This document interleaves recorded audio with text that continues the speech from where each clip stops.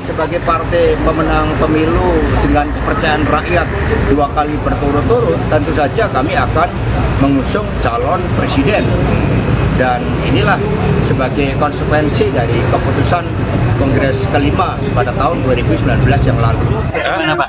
Duet dengan Pak Prabowo nanti? Aku duetnya ke orang mata lebarnya ini. Betulmu. Iya Pak. Pasara Pakso. Iya Pak. Ini ingin tahu Pak, ingin tahu. Jawa Tengah PRI oke. Presiden tidak jauh dari wilayah Gunung Lawu Pak. Hah? Presiden tidak jauh dari Bila ramalannya Mas Juli. Jadi tanggapannya gimana Pak? Apa? Tanggapannya gimana tadi Pak? Tanggapan bayang apa? Iya Pak. Pak, survei dari Sang Kompas, jenengan lebih tinggi dari Pak Prabowo. Karena Kompas tinggal dua Tanggapannya Pak? Tanggapannya Pak gimana Pak? Karena survei dua sesuk survei ini kan iso naik turun juga.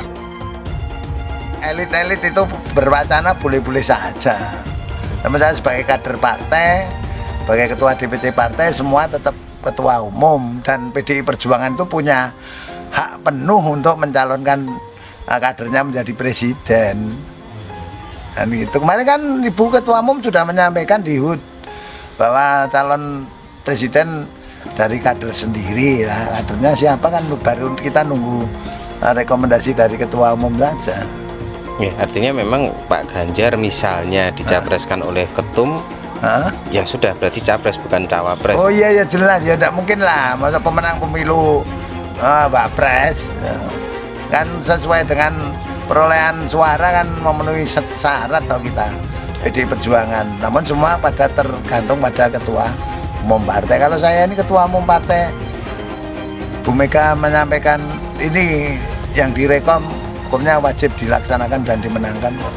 Namun saya yakin ketua umum PDI Perjuangan ini adalah sosok negarawan yang punya kearifan dan kebijaksanaan untuk kepentingan bangsa dan negara, bukan untuk kepentingan pribadi, keluarga maupun kelompok.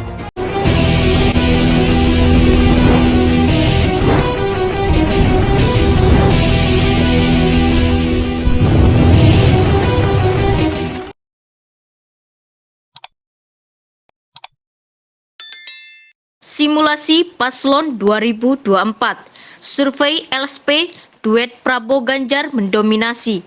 Dikutip dari Jakarta, Lingkaran Suara Publik merilis hasil survei elektabilitas dari simulasi pasangan calon presiden dan cawapres di Pilpres 2024 nanti.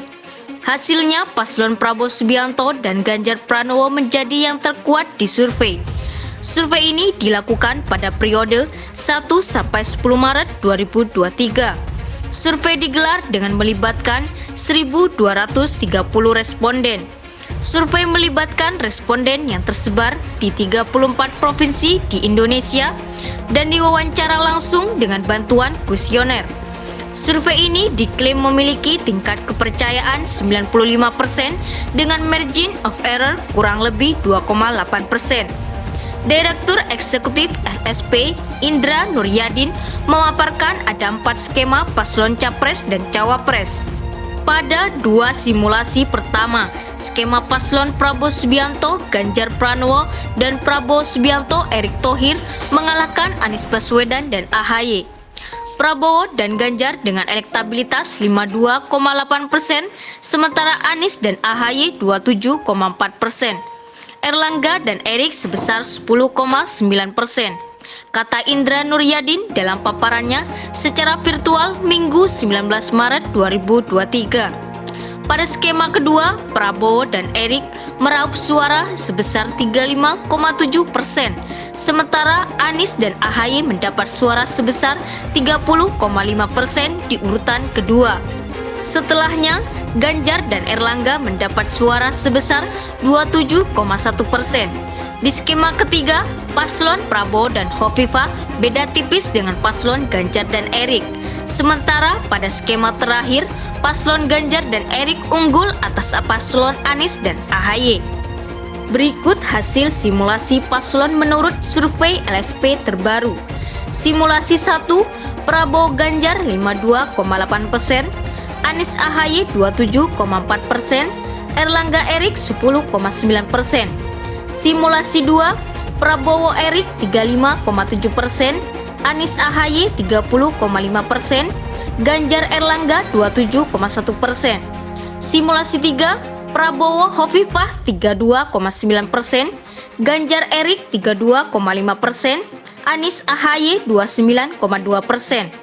Simulasi 4, Ganjar Erik 30,7%, Anies AHY 30,5%, Prabowo Puan 24,8%.